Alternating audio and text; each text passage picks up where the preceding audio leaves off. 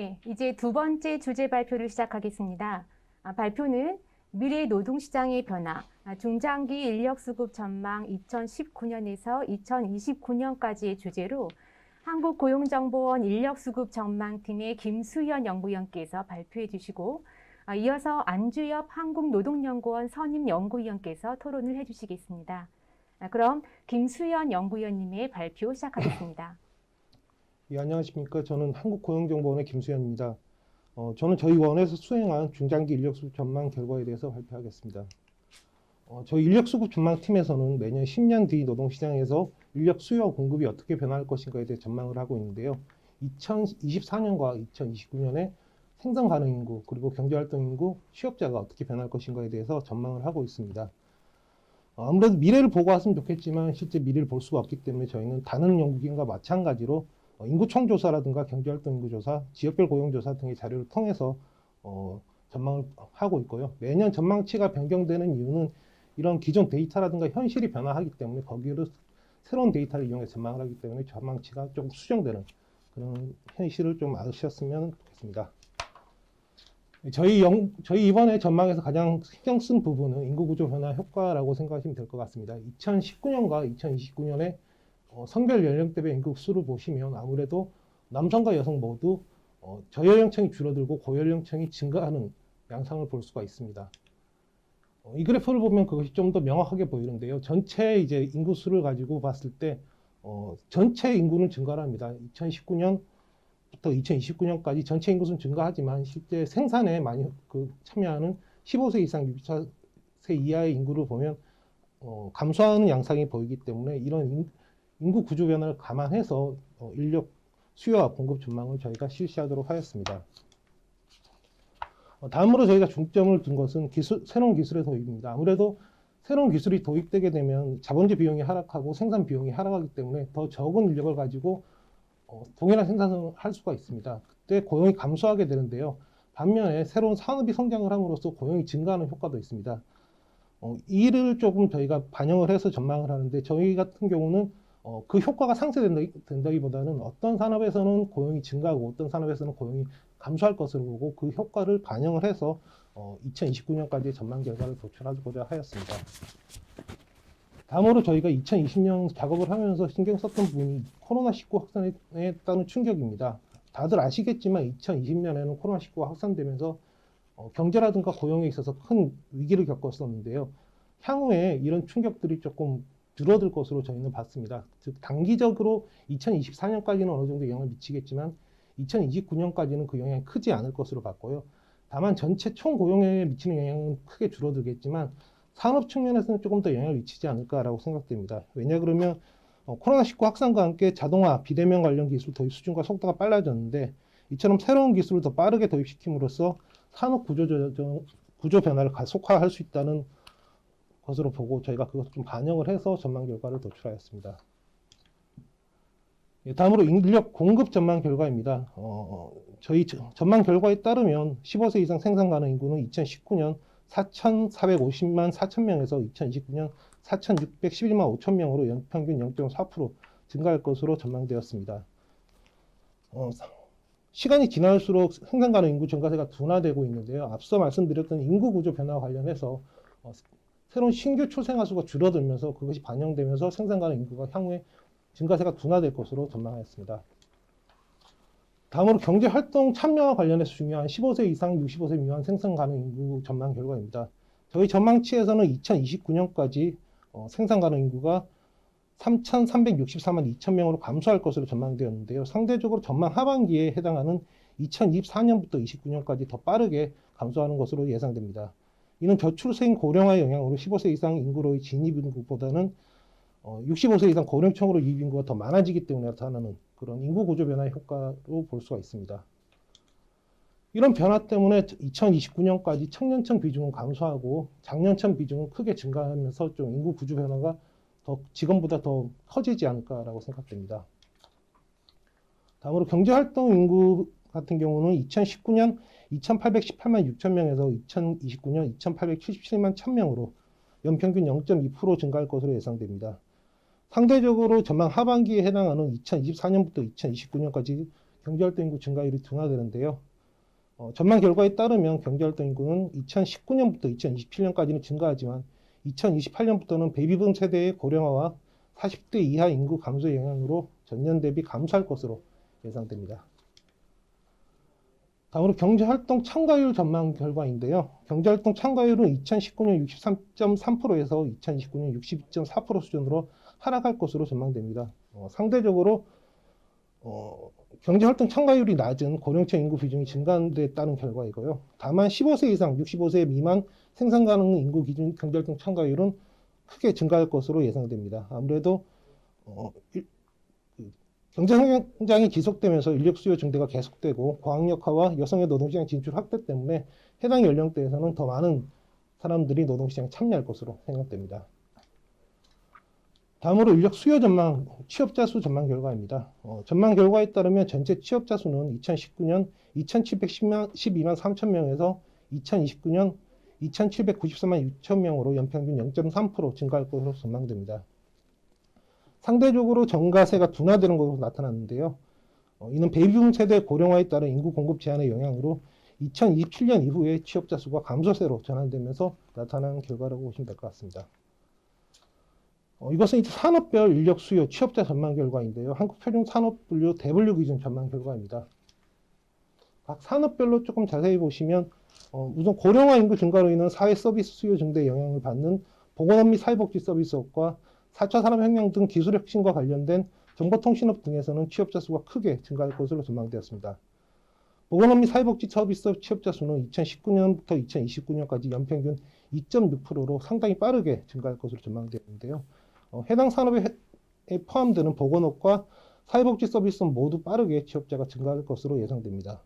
정보통신업 취업자 수는 2019년부터 2029년까지 연평균 1.4% 증가할 것으로 전망됩니다. 취업자에서 가장 큰 비중을 차지하는 제조업 취업자 같은 경우도 역시 증가할 것으로 전망됩니다. 하지만 상당히 증가율이 낮아진 연평균 10년간 연평균 0.1% 수준의 증가율을 보일 것인데요.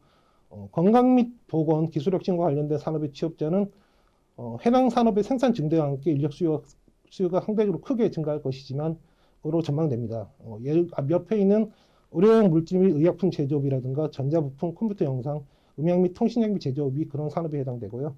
반면에 섬유라든가 의복, 그리고 나무 제품 같은 경공업 취업자는 감소할 것으로 예상되며 중국과 경쟁하고 있는 1차 금속 제품 제조업, 즉 7강 산업 역시 취업자 수가 소폭 감소할 것으로 예상됩니다.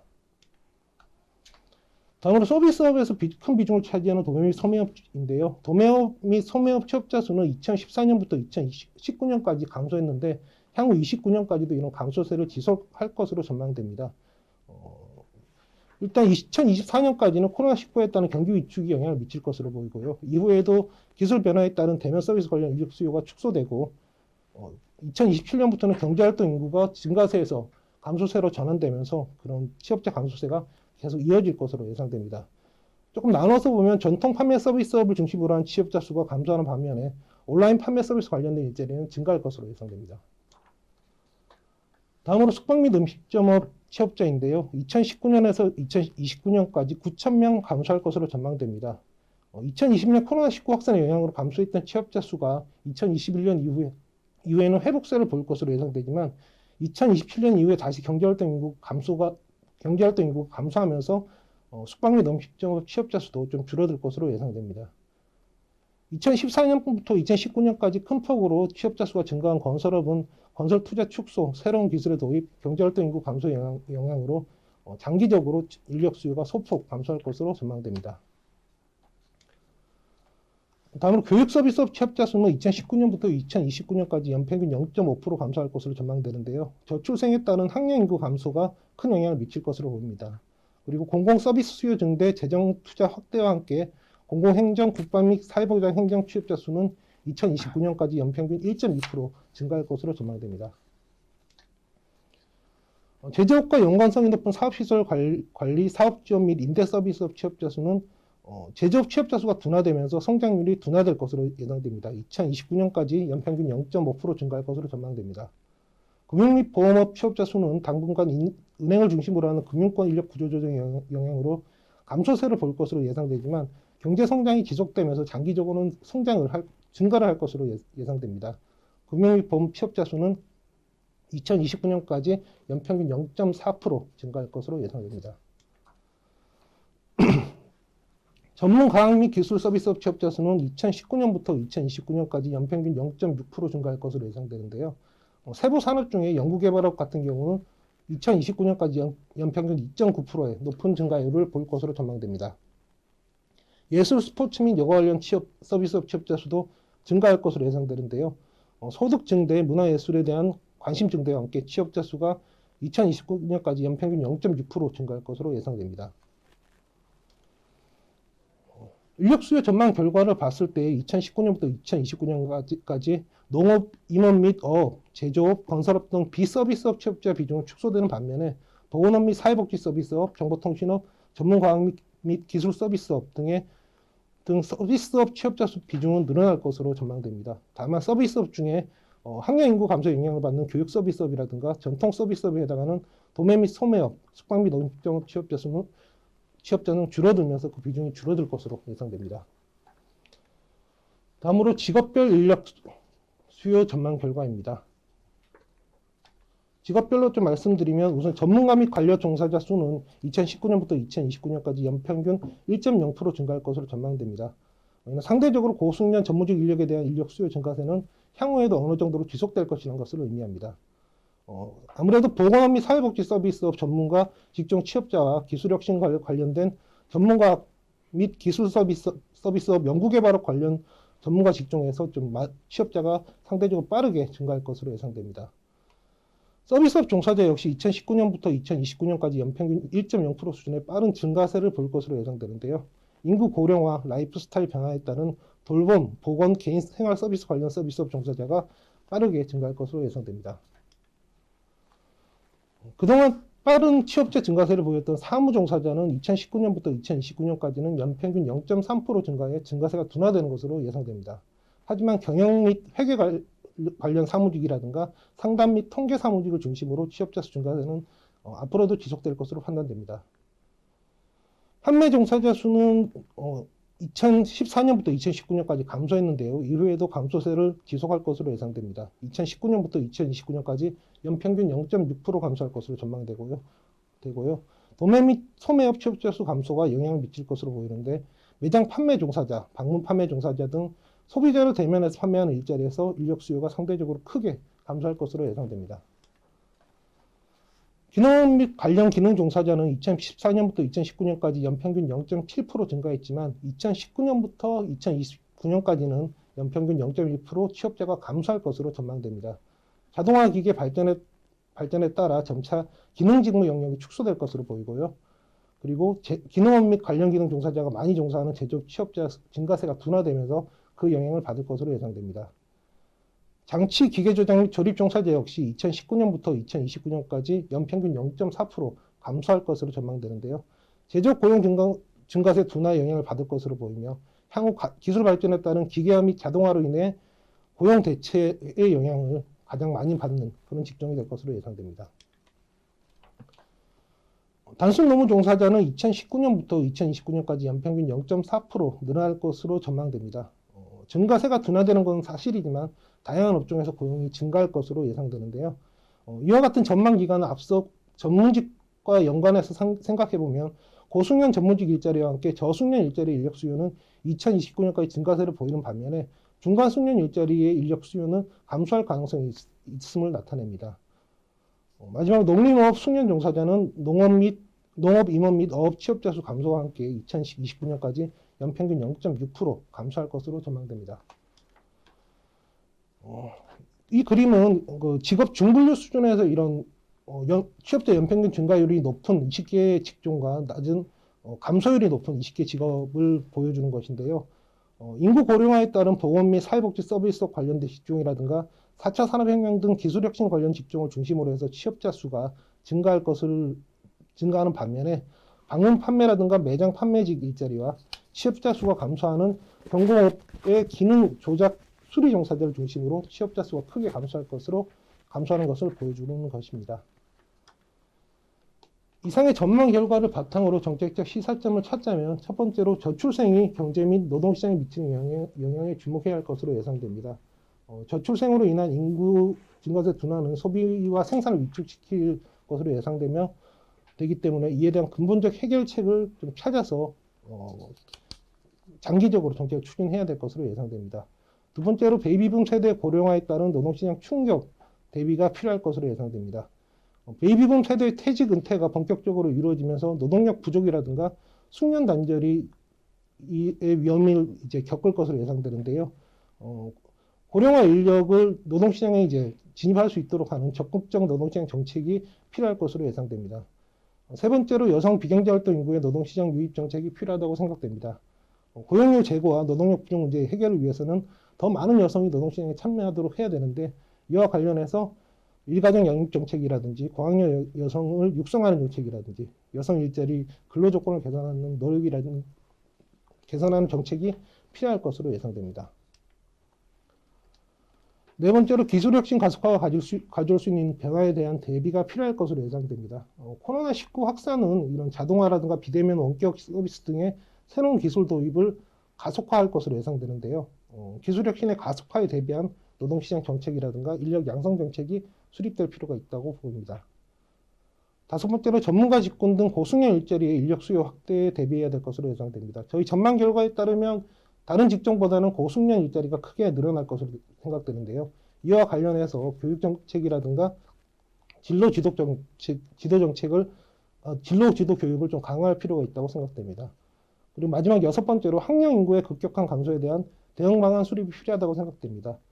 대학 입학 자원의 감소가 계속될 것으로 되고 있기 때문에 이에 대한 대응 정책이 필요하다고 생각되고요. 장기적으로 노동력 부족이라든가 고학력 고숙련 인력 부족에 대응하는 그런 대응 정책을 마련할 필요가 있다고 생각됩니다. 네, 이상입니다. 네, 발표 감사드립니다. 저출산 및 고령화 등의 인구 변화와 또 산업 변화에 따라 향후 10년간의 인력 공급과 수요에 대한 또 전망을 발표해 주셨고 이에 대한 정책적 시사점도 제시해 주셨습니다. 이제 본 발표 주제에 대해 한국노동연구원 고용정책연구본부 안주엽 선임연구위원님의 토론 의견을 듣도록 하겠습니다. 예, 한국노동연구원 안주엽입니다. 한국고용정보원 15살 생일을 축하드리고요. 미래 일자리 전망에 관해서 토론하게 된 것은 영광을 생각합니다. 본 발표문은 크게 네 가지로 구성되어 있는데요. 들으셨다시피 중장기 인력 수급 전망이 뭔지 일단 얘기를 해주고요. 그 다음에 인력 공급 전망, 그 다음에 인력 수요 전망, 그 다음에 이제 정책적 시사점을 6가지 꼭지로 이제 나눠서 얘기를 해주셨습니다. 다시 반복은 안 하겠고요. 이 인력 수요 전망이라는 게 상당히 애를 많이 들이는 작업이고요. 그래서 저도 이제 같이 옆에서 많이 봐왔지만 굉장히 열심히 한 결과입니다. 근데 이걸 왜 하는가? 이 기본적으로는 노동시장의 미래 모습을 엿보는 것이거든요. 지금 이 발표에서는 10년 정도를 엿봤습니다. 2029년까지 했는데요. 기본적으로 인구 구조의 변화라고 하는 저출산 고령화로부터 시작된 인구 구조의 변화가 노동시장에 어떤 영향을 미칠까? 그 다음에 그 4차 산업혁명으로 대표되는 또는 이제 뭐 AI도 나오고 요즘 그죠? 모바일 혁명도 나오고 여러 가지 이제 새로운 기술들이 나오잖아요. 그러한 기술이 과거의 변화보다 엄청나게 빠르게 변화한다는 것을 어떻게 반영할 것인가 하는 문제가 있었고, 그 다음에 가장 이제 짧게는 최근에 우리가 겪고 있는 코로나19의 팬데믹이 언제까지 갈지는 모르겠지만 이것이 미치는 엄청난 사회적 변화, 그러니까 뉴 노멀이라고 하는데 이런 것들이 모두 모였을 때 결국은 10년 뒤에 어떻게 될 것인가 이제 보는 것이죠. 그래서 결과적으로는 15세 이상 인구나 경제활동 인구는 여전히 증가합니다. 그렇지만 64세까지인 걸 보면은 2017년부터 이미 감소하고 있었고요. 경제활동 인구도 2022년부터 감소한다고 합니다. 그 취업자 수는 2027년 이제 가장 정점에 이르고 그 위에 쭉 줄어들 거로 나타나고 있어요. 그 다음에 산업별로 보면은 뭐 늘어나는데 줄어드는데 직업별도 마찬가지입니다. 그러면 이것이 노동시장 미래를 엿봐서 뭘 할 것이냐? 작게 보면은 노동시장 정책, 그 시사점을 도출해서 거기에 알맞게 대응해서 효율적인 노동시장을 구축한다는 의미가 있습니다. 그런데 이제 실제로 필요한 것은 사실 그 고등교육을 서비스를 수요하는 사람들, 그러니까 그 고등학교 졸업하고 대학 가는 사람들이겠죠. 아니면 고등학교 안에 있을 때 이 사람들한테 미래의 노동시장에 대한 정보를 제공하는 거죠. 시그널을 주는 겁니다. 그래서 학교 교육에서 노동시장으로 옮기는, 이행하는, 아니면 사회로 진출하는 것을 좀 원활하게 한다는 것이 요즘 뭐 미스매치 뭐니해서 청년층 노동시장에 문제가 많잖아요. 이제 그런 것들을 좀 문제점들을 완화시킨다는 게 목표입니다. 그래서 결국 궁극적으로는 인적 자본 투자의 효과를 높이고 이 효율성을 높이는 겁니다. 지금 우리 모든 청년들이 상당히 인적 자본 투자를 많이 하고 있거든요. 대학에 많이 갑니다. 한때는 한 80%까지 갔고 요즘은 한 70% 초반으로 떨어져 좀 나았긴 한데 일단은 많이 하는 편인데요. 이 사람들이 왜 인적 자본에 투자하는가? 자기 꿈을 실현하려고 하는 거거든요. 그래서 이 꿈을 실현하는데 가장 적합한 전공을 선택하는 데 도움을 줄 수 있어야 한다. 그래서 이 인력 수급 전망의 가장 중요한 것은 이제 이러한 고등교육, 곧 대학교 진학을 꿈꾸는 학생들, 그리고 자기의 꿈을 실현하고자 하는 학생들에게 가장 도움을 줄 수 있어야 된다는 측면입니다. 그 정책적 시사점 몇 가지만 예를 들면은 여기서는 두 가지만 이제 세 가지만 하겠습니다.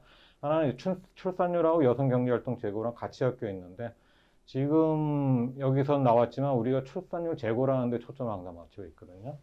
그러면 여성들 혼인하고 출산 기피 요인들을 다 파악을 해서 그것들 걸림돌들을 다 없애줘야 되고 여성들이 고학력화되어 가서 경제활동 하려는데 거기에 있는 걸림돌도 다 없어져야 됩니다. 그런데 지금 말씀드렸던 출산율 재고 이런 단어로 표현했듯이 여성이 고학력화됐음에도 사회 여건이나 인식은 여전히 여성 출산율 재고를 해야지 고령화 문제가 해결된다는 식의 근본적인 변화가 없는 인식들을 하고 있다. 이러한 인식부터 바꿔야지만 변화가 시작될 것이다. 그 다음에 베이비붐 세대의 고령화 문제이죠. 근데 이 안에서 또 고연령 적합직종이라는 게 옛날부터 있었습니다. 그래서 그걸 중심으로 일자리를 창출하고 적극적 노동시장 정책을 해야 된다 하는 건데, 근데 지금 세대 노인네들 60세, 65세는 이전 세대하고는 다릅니다. 상당히 교육 수준이 높아졌고요. 그래서 이 사람들한테 고연령 적합직종이란 말은 아직 어울리지 않는다. 적어도 일본에서도 이미 갔던 길처럼 70세까지는 자기 일을 할 수 있는 부분이 있어야 된다. 그래서 노동시장에서 연령 차별을 없애는 쪽으로 기본적으로 가야 된다. 이거는 정년 문제하고 연결이 되어 있는데 이런 것들이 오히려 청년층에게 도움이 준다는 이제 그런 획기적인 발상을 해야 된다. 그 다음에 기술 변화와 인력 수요 측면에서는 청년층 비중이 감소하고 그 장년층 비중은 늘어나고 있습니다. 이 얘기는 뭐냐면은 새로운 기술을 받아들이는데 조금 전반적으로 평균적으로 더딜 수도 있어요.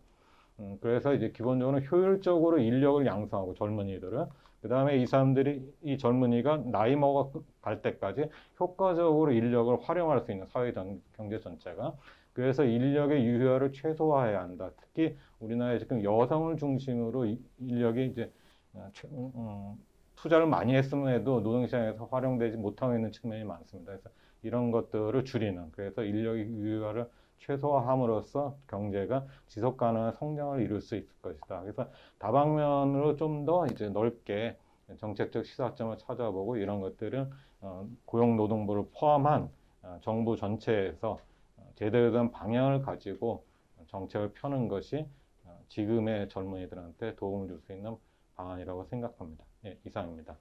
감사합니다. 네, 안주엽 선임연구위원님께서 미래 인력 수급 전망 연구의 의미를 노동시장 예측의 측면, 또 교육 서비스 시장에 대한 시사점 등으로 또 심도 있는 의견을 제시해 주셨습니다. 토론에 감사드립니다. 본 세미나는 한국고용정보원 유튜브 채널을 통해 라이브로 진행되고 있습니다. 세션 3과 세션 4는 최근 청년 정책의 트렌드와 또 국가 일자리 포털 사이트 워크넷의 변화된 미래 지향적 모습에 대한 주제 발표가 이어질 예정입니다. 끝까지 접속하셔서 현장에서의 고용 서비스 변화에 대한 최신의 정보들을 함께 공유하는 시간이 될 수 있기를 바랍니다. 이제 잠시 자리 정돈을 하신 후 세션 3 청년 정책 분야에 대한 주제 발표를 시작하도록 하겠습니다.